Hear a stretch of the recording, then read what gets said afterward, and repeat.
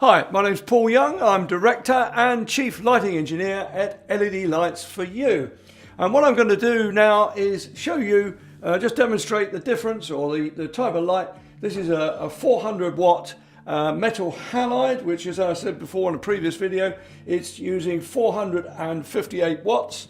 This is a 150 watt LED high bay tube, which has got a wider beam angle and uses Philips LEDs. Another one with Philips LEDs, similar product. This is a high bay 150 watt high bay disc. What I'm going to do is switch on. So we'll switch on the metal halide first. Well, it is on, believe me. And these are quite efficient, but they do take an awful long time to come on.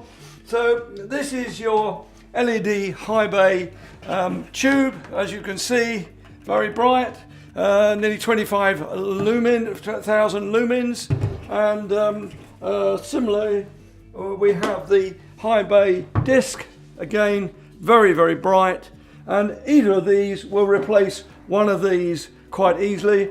And as you can see, he hasn't warmed up yet.